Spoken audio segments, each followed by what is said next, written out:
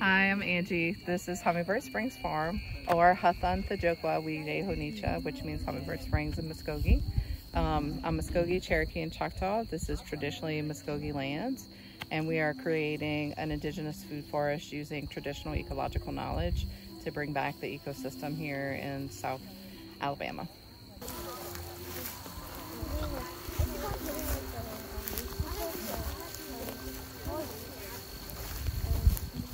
Is that a nest up there in that tree?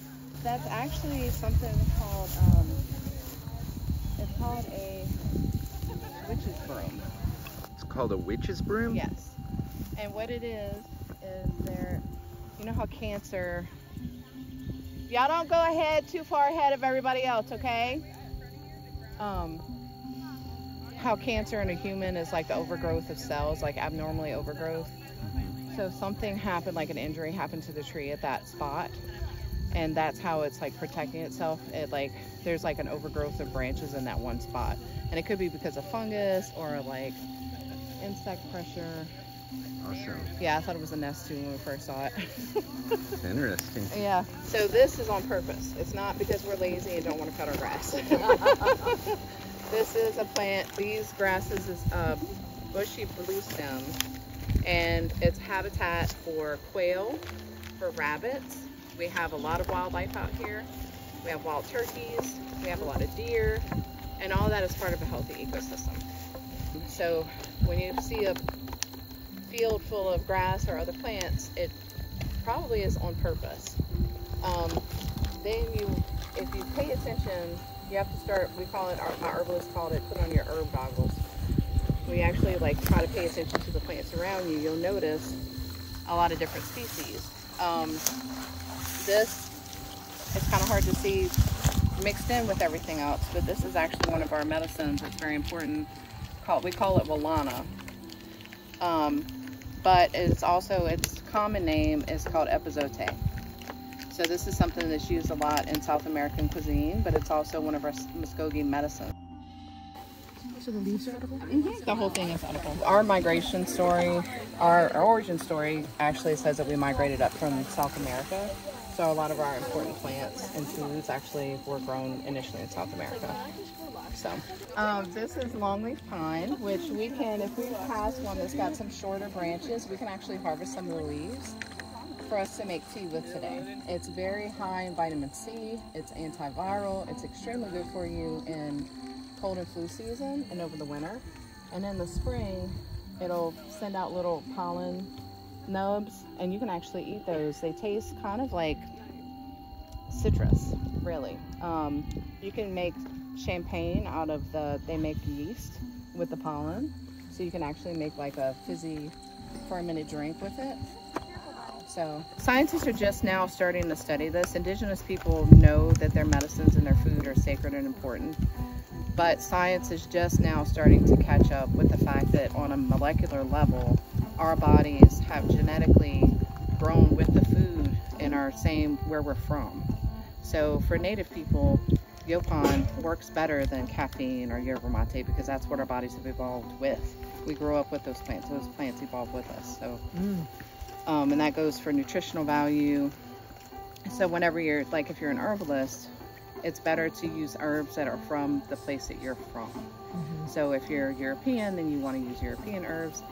If you're from Japan, you would want to use traditional Japanese herbs because your body genetically has evolved with those plants. So this tree right here is Yaupon, or American Yaupon holly. It is the most caffeinated plant that's native to North America. And we actually roasted some up for you guys to taste whenever we go steep the teas. It's one of our medicines as well.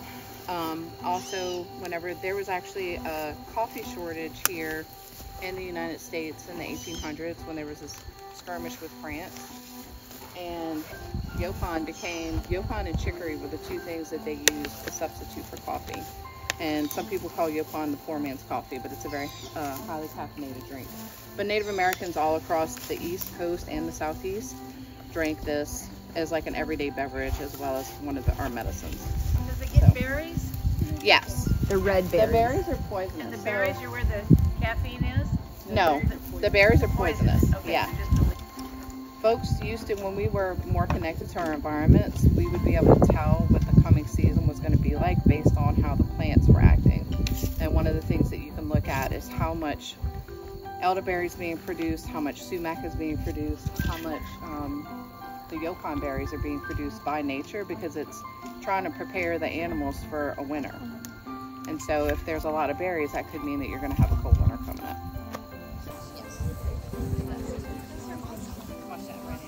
Everybody be on the lookout for red ants. Oh, they will get you. That's one of my favorites.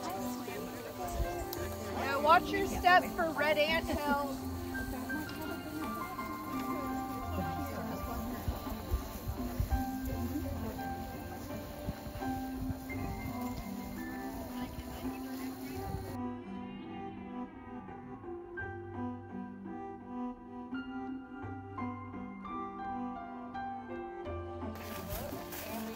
Dried to drink for tea that we call rabbit tobacco. It's also called sweet everlasting, but it's this tall one, and you might see other patches in the farm. There was a patch when we were walking through the grass, but it's this tall one with the white flowers. It's used in the southeast as like a protection. Like you can hang it, we actually hang it in our doorways to protect us from evil coming into our home. You can burn it like to smudge with for the same purpose. You can actually smoke it, you can drink it. It's a very versatile, powerful plant. So, and if you smell it now when it's fresh, it kind of has a pungent smell, but once it's dried, it actually smells like maple syrup. So, yeah. So I just wanted to point that one out to y'all because that's in the book. And we'll keep walking. So all throughout this field, and this is where we can harvest from as well, is the goldenrod. You want some? So this is the goldenrod plant, and this is what we're going to be using to dye with today. And we're also going to we have some dried that we can drink as tea. This is a really, really beneficial plant, both for humans and for wildlife. So pollinators love goldenrod. During the wintertime, pollinators do not have a lot of sources of pollen. This is one of their last sources for the year, and when it grows in abundance, they gather up as much as they can, and it'll help get them through the winter. And that includes not honeybees. Honeybees are not native, but honeybees eat this too, but any other pollinators, native pollinators in the area. As far as human consumption, you can eat the whole plant. Leaves, stem, roots, flowers. It's a really good plant. There's something in herbalism called the doctrine of signatures, where something looks a certain way, you can attribute that whatever it looks like to what it does in the body. And for this plant, it has to do with the urinary system.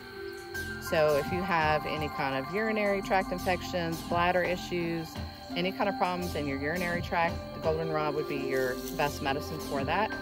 But it's also antimicrobial, antibacterial, antifungal. It's very good for help to cleaning out your body. You can use it on wounds. It's a diuretic, so if you have a lot of problems with swelling, recently one of our elders was having issues with their liver and they had a lot of swelling, and they were taking this as a tea daily to help them get rid of the swelling, because it'll make you pee a lot.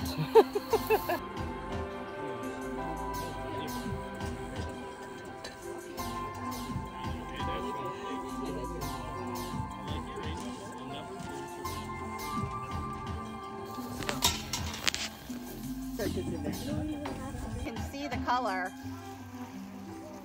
We're gonna dye him now, look. Can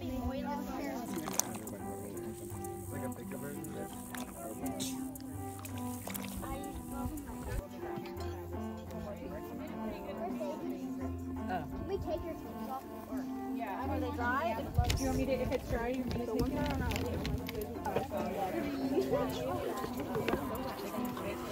Excuse me, John Joe.